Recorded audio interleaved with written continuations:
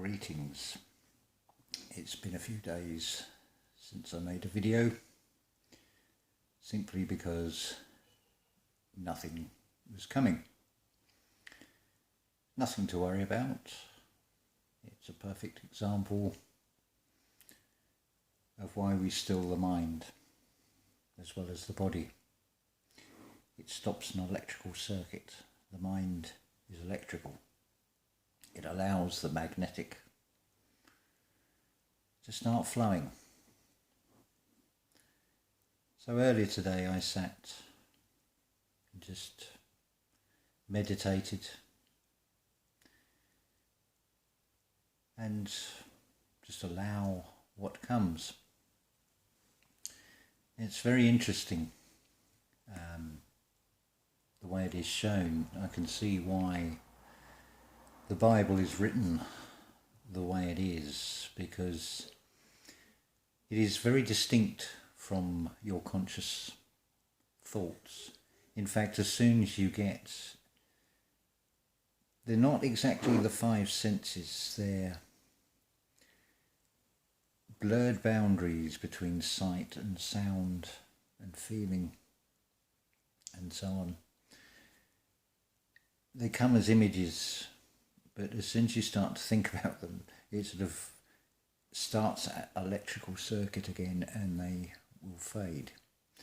So it's all about being in the moment with these things as well. So the videos are always going to be on an ad hoc basis. I will not commit to saying I will make a video every week or whatever on a particular day.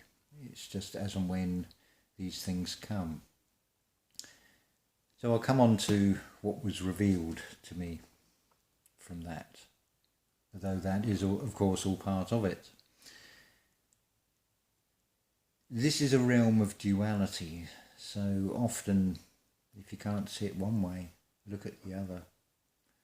Because, as I've said before, there is always a physical play out to a spiritual. Generally, the physical play out is unpleasant and it has a theme of death attached to it. But it means something else in the spiritual. As far back as I can remember, I was told that there is never going to be a cure for a cold or the flu because it mutates. So I am hardly surprised at the current theatre about mutations and things.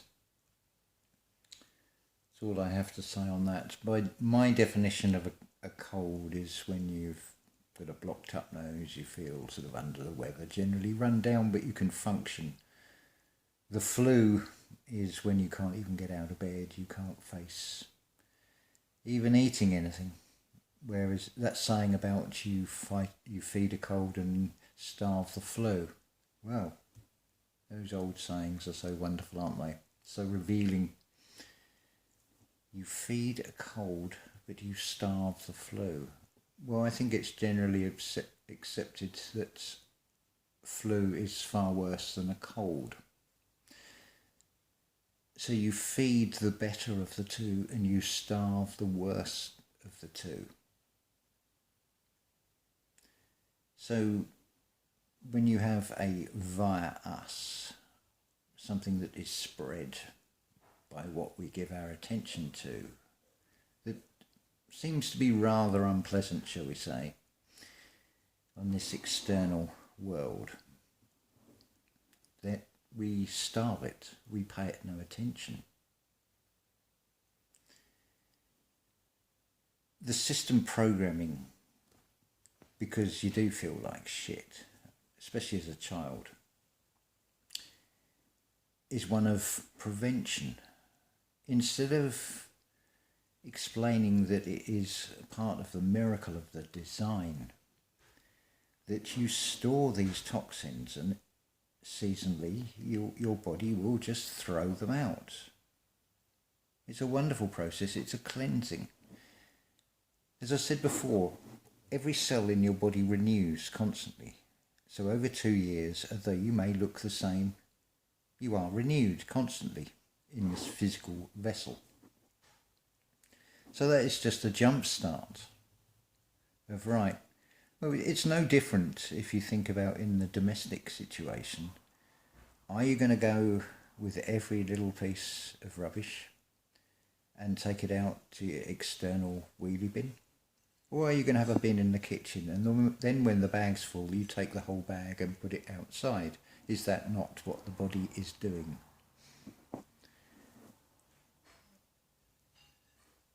It could be,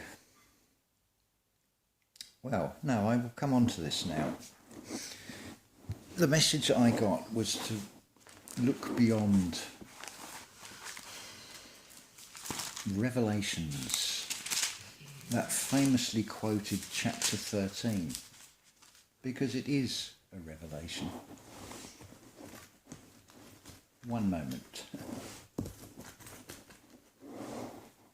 Right, anyway. So we go to Revelation 13. I'm going to take it back a bit.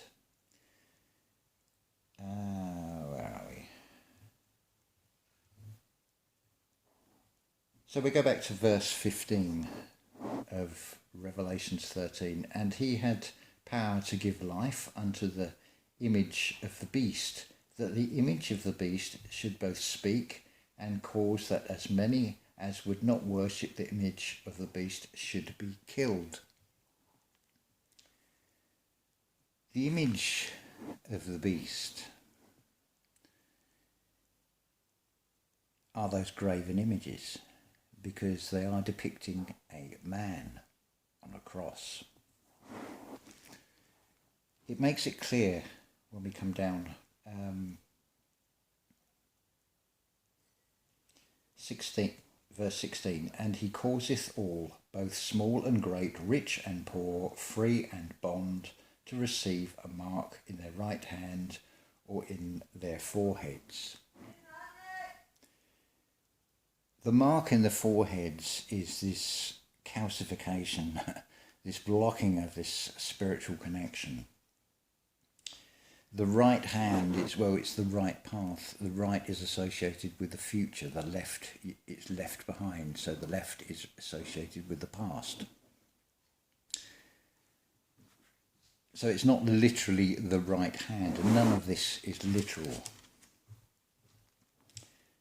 And that no man, this is verse 17, and that no man might buy or sell, save that he had the mark, or the name of the beast, or the number of his name. Well, what is his name? Well, his name can be any one of us. It's a name of a man. It can be anybody, generic man. It could be Emma, it could be Wendy, it could be Richard, it could be Paul, or whatever. Here is wisdom, this is verse 18. Let him that hath understanding count the number of the beast, for it is number of a man, and his number is 666. He that has understanding, as having a little bit more of an idea about ourselves, know thyself. When you know that you are 6 protons, 6 neutrons, 6 electrons, the number of man is 666. It's not some devil worshipping thing at all. That's just ridiculous fear porn. That's the twist. That's the obscured view from the wrong side of the veil. The understanding is the inner standing. But it makes it clearer. A lot of people stop here with that final verse of Revelation 13. When you come on to 14, chapter 14, and I looked, and lo, a lamb stood on the mount of Sion, the third eye, that the spiritual eye is on, the Sion, and with him 144,000, having his father's name written in their foreheads. Well, think about this. It doesn't tell you the number of foreheads. Think about this. Think about it in this way. Facebook, I think, sets a limit of, I think it's 5,000 friends. So Are there honestly any of you out there who have 144,000 friends that you speak to on a regular basis and know by name? I'm not saying it's impossible, but the likelihood of that happening. So what does this mean? The 144,000 is the total number of petals of the 7 chakras. It's 144 with the crown chakra, the one that is outside the body. It is multiplied by 1,000. So the heads, you could say, are the centre of each of those 7 chakras. 7 angels, 7 heavens.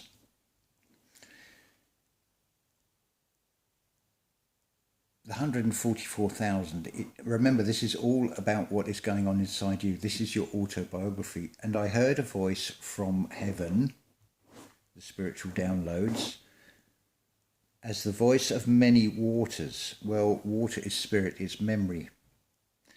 And as the voice of a great thunder, and I heard the voice of harpers harping with their harps. Now, I'm not going to read all the rest of this. But what's important here is when you get to, this is chapter 14, the final verse 20, and the winepress was trodden without the city, and the bloods came out of the winepress even unto the horse bridles by the space of 1,600 furlongs. Well, what's this? It's not a physical distance. The 1,000 and the 600. So what it's talking about is the 6 chakras from the third eye down to the root chakra, the 6 in the body, and 1,000 is a reference to that 7th, that crown chakra. So then we go on to chapter 15, and I saw another sign in heaven, great and marvellous, 7 angels having the 7 last plagues, for in them is filled up with the wrath of God. Well, this is all the life experiences that you'll feel throughout the vessel, in all these life experiences you go through. So we come on here and... here we are. So chapter 15 verse 8, the final verse of chapter 15 of Revelations. And the temple was filled with smoke from the glory of God and from his power. And no man was able to enter into the temple till the 7 plagues of the 7 angels were fulfilled. So unpleasant though these experiences may seem, they are just experiences. The fact that you are aware of things being that you object to, objectified, these things that are put in our way. You have to have the contrast. So, filled with smoke from the glory of God. Well, we talk about the veil. Remember, we're in a duality. There are actually 2 veils. There is the veil where lift up thine eye. You're allowing your vessel to be a channel for the Creator. And at the same time, another curtain will close around. Now, this one you can see through. This is the external world. Now, depending on the level that you're radiating out from the heart, is how that world around you will change. And it's very easy to even see this in the physical play out. I can give you a personal testimony of this. I was in a supermarket. A young couple were in front of me, open-faced, talking quietly, minding their own business.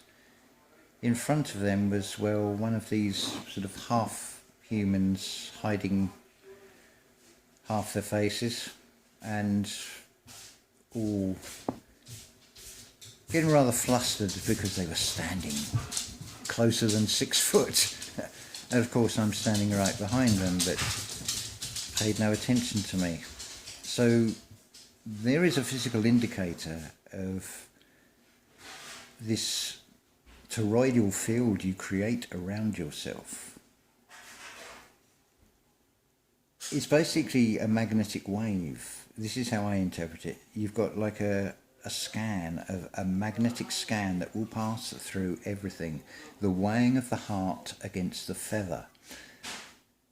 The feather, in this sense, represents the feeling there is something in the air. I feel it. Those sayings again.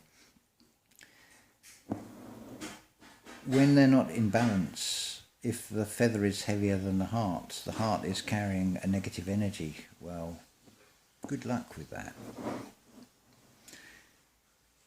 It is all about unconditional love. It is all about not holding any negatives in any shape or form. Because as far as I can see it, and the way I have seen it, it is about like this magnetic, I think it will be like an S wave that will sweep, a bit like the yin and yang symbol. And it will just pass through everything. And the outcome, that's where your free will comes in as to how much internal work you have done.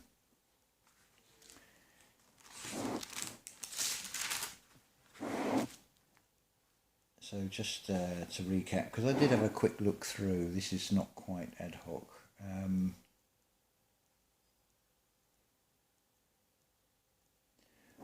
It says here, Revelations 22, verse 16, I have sent mine angel to testify unto these things in the churches. Well, it's the mind. It's a testament, test on both minds, the subconscious and the conscious, an old and a new. Yes, there is going to be a new order. It won't be world, but there is going to be a new order. I saw a meme on Facebook which caught my eye, and that's exactly what it is, catching this eye. Something you're meant to see. Interesting about, I'll mention something else about what Facebook also reveals as well. It's quite amusing. But it's what this meme is talking about is the frequency range of the human eye. Now, outside of that perception, with these two eyes, the human body emits a light at a much lower frequency than outside of the range of these eyes. Now imagine if you can open up, expand your consciousness, expand your frequencies and start to see. I think you'll be able to spot 144,000 quite easily. You already know them. It's just tuning in to that frequency. It's tuning in. The only way you're going to do that is stilling the mind, keeping that runway clear. That is the way forward. It's the short route home. Thank you. Just had a cup of coffee brought to me. Yeah, so the nature of these videos, it's just channeled messages. You get this physical form to speak it through, but I'm not the only one. You can also see, I think it's quite evident from this, if you accept the message that I'm passing on as being channeled, up to you whether you believe it or not. But if you do that and then you start putting me on a pedestal, look at the bloody image. Can you see? I mean, there's plenty of other people who've got long hair and a beard throughout history and currently as well. Readily I can think of an ex-Moscow policeman who set himself up as a literal biblical Jesus somewhere in the wilds of Siberia, and you can go there and give him all your money, and it's the age of the fake gurus. There are many of them about. You have to be as wise as a serpent at the moment. I'm not going to say listen to anybody. I will share on my channel what I think is the cream of the crop, as it were, because this is all about harvesting. That's a theme right throughout your autobiography. Sorting the wheat from the chaff. There's especially when you are in a male persona, the idea of being a bride to the Creator is a bit of a wrestling with the lion for the ego. But again, just look at the physical playouts. The analogy is a slang term for a penis is a prick in the UK. Well, the physical playout is doing all it can to encourage you to take a prick. But remember about the camel and the eye of the needle? I think there's something in that to be sort of meditated upon, shall we say. And I think you'll get the dark side physical play-out twist of a spiritual message in that. So I think we'll leave that there. I think I've said all I wish to pass on. But just stay in your power. You've got many tests to go through. You've got an old test, a new test. There is going to be a new order. It just won't be world. It'll be sorted out. All will be revealed. But you can spend as much time. You can use your free will. You can spend your time looking for answers. Or you can just understand the magic, the real magic of the mystery, and watch it unfold. Because can the human mind fully comprehend the full majesty of the inner workings of it all? I would say no to that. I think we can have a conceptual glimpse at it. We can certainly partake in an experience of it, but to fully know, I don't think that is something we'll ever get. Let me rephrase that. I feel that is something within this sort of lower self, physical form, that we aren't meant to know. But I can still appreciate the wonder of it and see it proven to me. I don't need to go looking anywhere. I just still the mind and still the body, go into meditation. It's quite sort of humorous when people say, "What do you do?" Nothing is the answer. No thing, because it is still thing. It just at that stage does not have a physical form. But can you say it's not there? Ilakesh, aloha.